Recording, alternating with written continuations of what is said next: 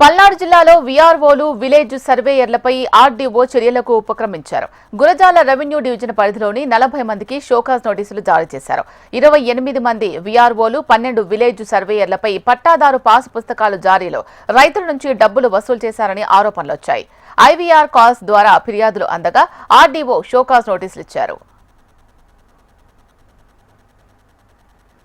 మీరు ఈ విధంగా పాస్బుక్ కోసం అప్లై చేశారు, లేదా కరెక్షన్ కోసం అప్లై చేశారు, సర్వే కోసం అప్లై చేశారు, మీకు సేవలు ఎలా ఉన్నాయనేది ఆ ప్రభుత్వం ఐవీఆర్ఎస్ కింద వాళ్ళు నడటం జరుగుతుంది. దాంట్లో భాగంగా కొంతమంది వాళ్ళు మీకు సంతృప్తిగా ఉన్నారంటే నొక్కండి, లేకపోతే అసంతృప్తిగా ఉన్నారు, లేకపోతే మీకు ఏదైనా డబ్బులు అంటే నిర్దేశిత రుసుము కాకుండా ఎక్కువగా తీసుకున్నారా, లేకపోతే మీకు ఏదైనా ఫార్మేట్ నోటీస్ లాంటి ఇష్యూ చేశారా, అసలు మీ భూమి ఏదైనా సర్వే చేయడానికి భూమి మీదకి వచ్చారా అనే విషయాలు కూడా వాళ్ళు అడగడంతో వారు కొంతమంది వచ్చారండి. కొంతమంది మేము ఏదైతే గవర్నమెంట్ నిర్దేశించిందో ఆ రుసుము కట్టాం, దానికన్నా ఎక్కువ తీసుకోవాలని కొంతమంది చెప్పారు. కొంతమంది అయితే మామూలుగా భూమికి పిలవటానికి రాలేదను, లేకపోతేనేమో ఆ నోటీస్ మాకు సర్వ్ చేయలేదను, లేకపోతే ఆ నిర్దేశిత రుసుము కాకుండా ఎక్కువ వసూలు చేశారను, ఆ విధంగా వాళ్ళకి ఫీడ్బ్యాక్ ఫోన్ కాల్ ద్వారా వెళ్ళటం జరిగిన దాని మీద కొంతమంది నేమ్స్ అయితే మనకు వచ్చి రావడం జరిగిందండి.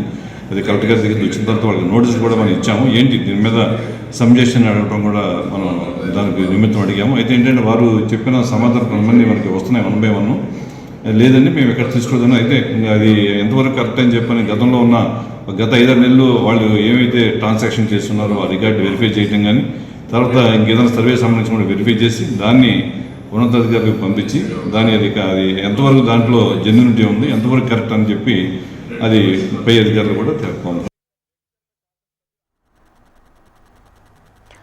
పల్నాడు జిల్లాలో వీఆర్ఓలు విలేజ్ సర్వేయర్లపై ఆర్డీఓ చర్యలకు ఉపక్రమించారు. గురజాల రెవెన్యూ డివిజన్ పరిధిలోని 40 మందికి షోకాజ్ నోటీసులు జారీ చేశారు. దీనికి సంబంధించి మరింత సమాచారం మా ప్రతినిధి నరసింహ అందిస్తారు. నరసింహ, చెప్పండి.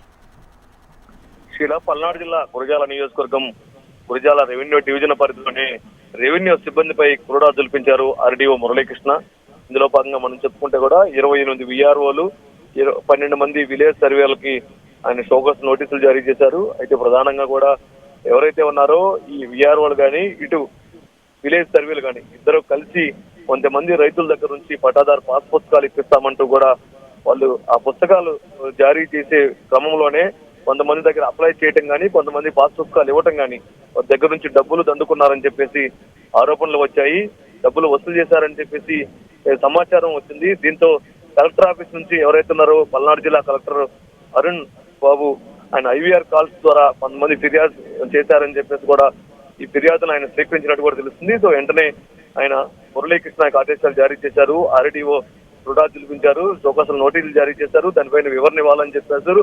అంతేకాకుండా కూడా ఎవరైతే ఉన్నారో ముఖ్యంగా రెవెన్యూ సిబ్బంది ఎక్కడైనా సరే రైతుల నుంచి పాస్బుక్లు కానీ, అడంగులు కానీ, 1 wheel కానీ ఏవైనా సరే ఆన్లైన్ చేయాలన్నా కూడా ఎవరైతే ఉన్నారో రైతుల దగ్గర నుంచి పెద్ద స్థాయిలో కూడా డబ్బులు తీసుకోవడం, అంతేకాకుండా వాళ్ళ దగ్గర నుంచి వసూలు చేయడం, మధ్యలో దళారులు, మీడియేటర్లు ఉండటం కూడా ఈ రైతులు తీవ్రంగా నష్టపోతున్నారు. అంతేకాకుండా కూడా రైతులకి అడంగులు 1 wheel అనేది పాస్బుక్ లో చాలా ఇంపార్టెంట్. వాళ్ళు ఒక బ్యాంకు దగ్గర నుంచి నగదు రూపంలో లోన్ తీసుకోవాలన్నా కూడా తప్పనిసరిగా పాస్బుక్లు ఉండాలి. ఈ పాస్బుక్లు ఉంటేనే లోన్ ఇస్తారు. సో ఈ లోన్ల కోసం కానీ వాళ్ళ ఆస్తికి ఒక సెక్యూరిటీగా కూడా పాస్బుక్ ఉంటుంది. సో ఈ నేపథ్యంలోనే ప్రతి రైతుకు కూడా పొలం ఉన్నటువంటి రైతుకి పాస్బుక్ అవసరము.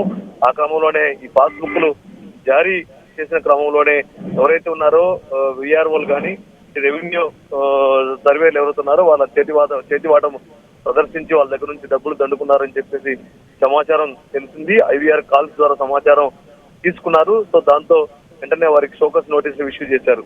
ఇలా థ్యాంక్ యూ నరసింహ.